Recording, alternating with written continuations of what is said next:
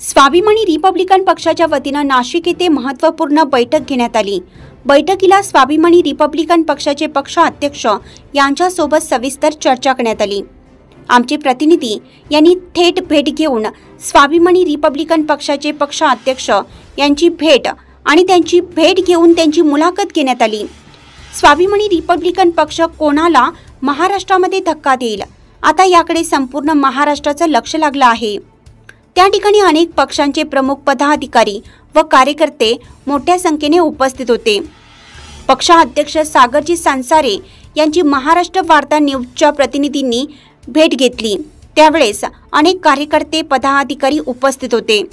समाजामध्ये होत असलेल्या अन्याय अत्याचाराच्या संदर्भामध्ये सागरभाऊ संसारे स्वाभिमानी रिपब्लिकन पक्षाचे पक्षाध्यक्ष यांच्याशी सविस्तर चर्चा करण्यात आली। त्यावेळेस स्वाभिमानी रिपब्लिकन पक्षाचे महाराष्ट्र कार्याध्यक्ष अरुणजी भिकाजी धीवर, पक्ष संघटक महाराष्ट्र राज्य भगवान गरुड असे अनेक शेकडो कार्यकर्ते नाशिक गेस्ट हाऊस या ठिकाणी उपस्थित होते आणि हा संपूर्ण कार्यक्रम स्वाभिमानी रिपब्लिकन पक्षाच्या पक्ष प्रमुखांच्या मार्गदर्शनाखाली संपन्न झाला। संगारे अमर रहे, अमर रहे, अमर रहे। हम सब एक हैं। जय जय जय जय भीम, जय भीम, जय भीम। नाशिक या ठिकाणी शासकीय विश्रामगृह या ठिकाणी आहेत आणि या ठिकाणी नुकतीच स्वाभिमानी रिपब्लिकन पक्षाची बैठक या ठिकाणी संपन्न झालेली आहे। म्हणजेच नाशिकसाठी आणि संपूर्ण महाराष्ट्रामध्ये एक नवीन मेसेज जात आहे की स्वाभिमानी रिपब्लिकन पक्ष हा पुन्हा रिंगणात उतरलेला आहे आणि एकदम ताकदीने या ठिकाणी आपल्याला स्वाभिमानी रिपब्लिकन पक्षाची ताकद आपल्याला या ठिकाणी बघायला भेटत आहे। आणि स्वाभिमानी रिपब्लिकन पक्षाचे जे पक्षाध्यक्ष जे आहेत हे सागर संसारे हे आहेत आणि संपूर्ण महाराष्ट्रामध्ये देखील खळबळ या ठिकाणी उडण्याची दाट शक्यता नाकारता येत नाही। म्हणजे स्वाभिमानी रिपब्लिकन पक्ष हा कोणाला धक्का देईल हे देखील आपण सांगू शकत नाही। आपण थेट त्यांच्याशीच आता संवाद साधणार आहोत की स्वाभिमानी रिपब्लिकन पक्षाचे जे पक्षाध्यक्ष जे आहेत त्यांच्याशीच आपण सविस्तर चर्चा या ठिकाणी करणार आहोत। तर आज आपला सगळ्यात महाराष्ट्र वार्ता न्यूज चॅनलमध्ये आपलं स्वागत आहे।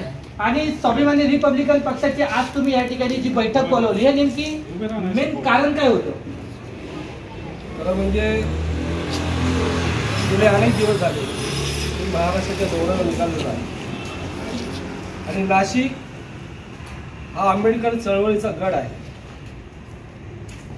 खऱ्या अर्थाने आंबेडकर चळवळीला जी स्फूर्ती आणि जी ऊर्जा मिळते ती या शहरातून मिळते, या जिल्ह्यातून मिळते। बाबासाहेबांच्या चळवळीला ते सत्याग्रहाच्या माध्यमातून असो किंवा लोकशाही पद्धतीने निवडणुकीच्या माध्यमातून असो, बाबासाहेबांच्या सर्वात पहिला पाठीशी उभे राहणारा जिल्हा जो आहे तो नाशिक जिल्हा आहे, कर्मवीर दादासाहेब गायकवाड आहे। त्यामुळे मी माझ्या दौऱ्याची सुरुवात ह्या नाशिक जिल्ह्यामधून, या शहरामधून केली। खरं म्हणजे येणाऱ्या ज्या विधानसभा आहे 4 महिन्यावर येऊन घातलेल्या, त्या विधानसभावर लक्ष ठेवून आम्ही महाविकास आघाडीचे घटक पक्ष आहोत आणि घटक पक्ष असल्यामुळे आम्ही पण आमचे उमेदवार नक्कीच रिंगणात उतरवणार आहोत। अशा किती जागा निश्चित झालेल्या आहेत का आपल्या की तुम्ही एवढे उमेदवार या ठिकाणी उतरवणार आहात की नाही? अजून चाचपणी चालू आहे। तर किती महाविकास आघाडीकडून आपल्याला किती जागा मिळण्याची शक्यता नाकारता येत नाही? नाकारता येते ते अजून काही चर्चा आमची वरिष्ठ पातळीवर राज्यस्तरीय झालेली नाही, त्यामुळे मी आत्ता तुम्हाला सांगू शकत नाही। पण निश्चित येणारा काळ हा स्वाभिमानी रिपब्लिकन पक्ष विधानसभेमध्ये आज दिवसांदिवस जे दलित अत्याचार वाढत चाललेले आहे त्याच्यावरती आपली स्वाभिमानी रिपब्लिकन पक्षाची भूमिका कशी असते? अत्याचार वाढत चालले आहेत। पुन्हा एकदा जातीवादी सरकार, मोदी सरकार नाही बसले पण एनडीए सरकार आता बसलेलं आहे, पण त्यांच्याकडे प्रबळ असं बहुमत नसल्यामुळे ते आता थंड आहे।